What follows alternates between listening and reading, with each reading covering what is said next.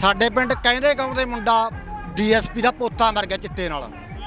ਤਾਂ ਸਾਡੇ ਪਿੰਡ 'ਚ ਅੱਜ ਤੋਂ ਘੱਟ 50 ਮੌਤਾਂ ਹੋ ਗਈਆਂ। ਕਿੰਨੇ ਚਿਰ ਚ? 2 ਸਾਲ 'ਚ ਪੁਲਿਸ ਲੈਣ 'ਚੋਂ ਨਸ਼ਾ ਜਾਂਦਾ ਹੈ। ਪੁਲਿਸ ਕਰੇ ਅਸੀਂ ਭੁੱਕੀ ਵੇਚਦੇ ਆ ਫੂਕਦੇ ਆ, ਸਾਡੇ ਪਿੰਡ 'ਚ ਭੁੱਕੀ ਜਾਂਦੀ ਉੱਥੋਂ। ਜਿਹੜਾ ਇਹ ਮੈਡੀਕਲ ਵਾਲਾ ਸੀ, ਉਹਦਾ ਪਿਓ ਪਹਿਲਾਂ ਉਹਦਾ ਬਾਬਾ ਸੀੜਾ ਉਹ ਚਾਹ ਦੀ ਦੁਕਾਨ ਕਰਦਾ ਸੀ। ਅੱਜ ਕੱਲ੍ਹ ਉਹਨਾਂ ਦੇ 10 ਮੈਡੀਕਲ ਨੇ। ਸੱਚਮੁੱਚੋਂ ਨਸ਼ਾ ਵੇਚਦੇ ਸੀ? ਪੂਰਾ ਵੇਚਦਾ ਯਾਰ, ਜਵਾਕਾਂ ਨੂੰ ਦਿੰਦੇ ਨੇ ਉਹ। ਜਵਾਕਾਂ ਨੂੰ ਹੁਣ 400 ਦੇ ਗੋਲੀਆਂ ਫੜਾਤੀਆਂ, 50 ਰੁਪਏ ਜਵਾਕ ਹੁੰਦੇ ਤੇ ਵੀ ਆਹ ਫਲਾਣੇ ਸਾਹਿਬ ਬੰਦਾ ਖੜਾ ਉਹਨੂੰ ਫੜਾਇਆ।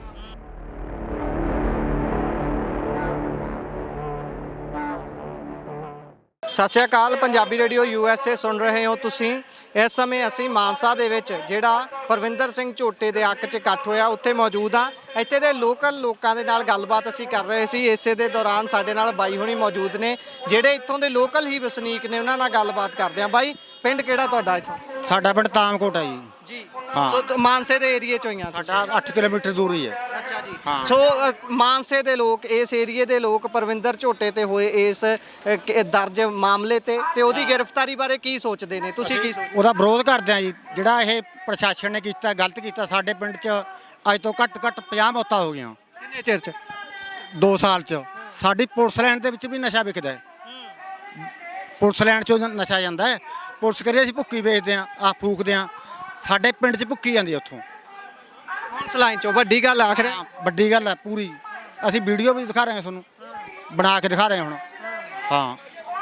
ਅੱਛਾ। ਹਾਂ। ਸੋ ਝੋਟੇ ਨੇ ਜਿਹੜਾ ਕੰਮ ਕੀਤਾ, ਜੇ ਕਿਸੇ ਵੀ ਮੈਡੀਕਲ ਤੋਂ ਨਸ਼ੇ ਵੇਚਣ ਵਾਲਿਆਂ ਨੂੰ ਰੋਕਿਆ, ਉਹਨਾਂ ਨੂੰ ਰੋਕਣ ਦੀ ਕੋਸ਼ਿਸ਼ ਕੀਤੀ, ਜਾਂ ਫਿਰ ਇੱਕ ਭੈਣ ਦੇ ਵੱਲੋਂ ਇੱਕ ਮਾਮਲਾ ਦਰਜ ਕਰਵਾਇਆ ਗਿਆ, ਇਹ ਸਾਰਾ ਝੂਠਾ ਹੈ। ਇਹ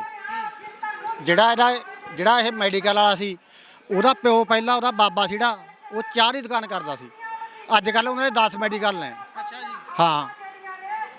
ਕਿੰਨਾ ਸਮਾਂ ਪਹਿਲਾਂ ਚਾਹ ਦੀ ਦੁਕਾਨ ਕਰਦੇ? ਮੈਂ ਉਦੋਂ 15 ਸਾਲ ਦਾ ਸੀ। ਦਾਣਾ ਮੰਡੀ ਦੀ ਦੁਕਾਨ ਹੁੰਦੀ ਚਾਹ ਦੀ ਉਹਦੀ। ਹਾਂ। ਉਸ ਤੋਂ ਬਾਅਦ ਹੁਣ ਕਿੰਨੇ ਮੈਡੀਕਲ ਨੇ? ਔਰ 15-16 ਨੇ ਇਹਨਾਂ ਦੇ। ਅੱਛਾ ਜੀ। ਹਾਂ। ਸੱਚਮੁੱਚੋਂ ਨਸ਼ਾ ਵੇਚਦੇ ਸੀ? ਪੂਰਾ ਵੇਚਦਾ ਯਾਰ, ਜਵਾਕਾਂ ਨੂੰ ਦਿੰਦੇ ਨੇ ਉਹ। ਜਵਾਕਾਂ ਨੂੰ ਹੁਣ 400 ਦੇ ਗੋਲੀਆਂ ਫੜਾਤੀਆਂ, 50 ਰੁਪਏ ਜਵਾਕ ਹੁੰਦੇ ਤੇ ਵੀ ਆਹ ਫਲਾਣੇ ਸਾਹਿਬ ਬੰਦਾ ਖੜਾ ਉਹਨੂੰ ਫੜਾਇਆ। ਆਹ ਕੰਮ ਚੱਲਦਾ। ਹਾਂ। ਇੰਜ ਹੁੰਦਾ ਹੈ। ਸੋ ਤੁਹਾਡੇ ਪਿੰਡ ਦੇ ਵਿੱਚ ਕਿੰਨੀ ਕੁ ਵੋਟ ਹੈ ਜਿੱਥੇ ਤੁਸੀਂ ਦੱਸ ਰਹੇ ਹੋ ਕਿ 50 ਮੌਤਾਂ ਹੋ ਗਈਆਂ? 2-4 ਪਿੰਡ ਦੀ 2700 ਵੋਟ ਹੈ। ਤਾਮਕੋਟ ਪਿੰਡ ਆ ਸਾਡਾ। ਸਾਡਾ ਪਿੰਡ? ਹਾਂ, 2700 ਵੋਟ ਆ ਸਾਡੇ ਪਿੰਡ ਦੀ। ਸਾਡੇ ਪਿੰਡ ਕਹਿੰਦੇ ਗਾਉਂ ਦੇ ਮੁੰਡਾ ਡੀਐਸਪੀ ਦਾ ਪੋਤਾ ਮਰ ਗਿਆ ਚਿੱਟੇ ਨਾਲ। ਹਾਂ। ਡੀਐਸਪੀ ਦਾ ਪੋਤਾ? ਹਾਂ। ਜਿਹੜਾ ਸਾਰਾ ਪਰਿਵਾਰ ਕੈਨੇਡਾ 'ਚ ਬੈਠਾ ਹੈ, ਉਹਨਾਂ ਦਾ ਮੁੰਡਾ। ਤੇ ਮਾਤੜ ਪਰਿਵਾਰਾਂ ਦੇ ਤਾਂ ਰੋਜ਼ ਰੋਜ਼ ਮਰਦੇ ਆ, ਜਮਾਂ ਰੋਜ਼ਾਨਾ। ਕੀ ਲੱਗਦਾ ਹੈ ਜਿਹੜਾ ਚਿੱਟਾ ਹੈ ਇਹਨੂੰ ਫੈਲਾਉਣ ਦੇ ਪਿੱਛੇ ਕੌਣ ਜ਼ਿੰਮੇਵਾਰ ਹੈ? ਕਿਹਨਾਂ ਦੇ ਵੱਲੋਂ ਫੈਲਾਇਆ ਗਿਆ? ਇਹ ਨੈਕਸਸ ਚੱਲਦੇ ਨੇ ਜਾਂ ਫਿਰ ਸਰਕਾਰਾਂ ਦਾ ਜਿਹੜਾ ਕਿਹਾ ਜਾਂਦਾ? ਸਰਕਾਰ ਤੇ ਪ੍ਰਸ਼ਾਸਨ ਜ਼ਿੰਮੇਵਾਰ ਹੈ ਇਹਦਾ ਸਾਰਾ ਕੁਝ। ਸਰਕਾਰ ਤੇ ਪ੍ਰਸ਼ਾਸਨ। ਕਿਉਂ?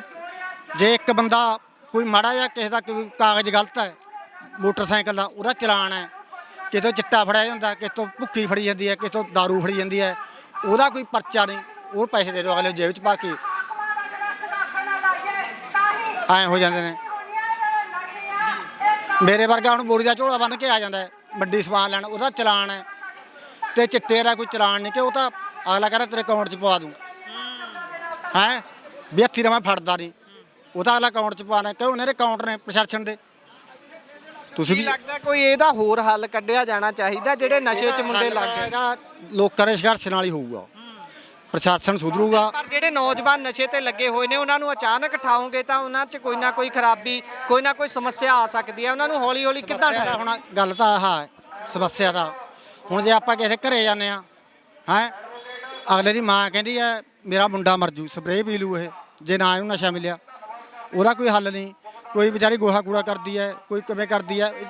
ਹੁਣ ਜੇ ਉਹ ਸਿਰ 'ਤੇ ਉਹਦੇ ਚੱਪਲਾਂ ਮਾਰਦੇ 4, ਉਹਨੂੰ ਕਿਵੇਂ ਨਾ ਕਿਵੇਂ ਕਰਕੇ ਪੈਸੇ ਲਿਆਉਣੇ ਪੈਂਦੇ, ਦੇਣੇ ਪੈਂਦੇ। ਭਾਂਡੇ ਤੱਕ ਵੇਚ ਘਰ ਦੇ ਭਾਂਡੇ ਵੇਲੇ ਕਣਕ ਵੇਚਦੇ ਜਾ ਕੇ ਕਰੋ।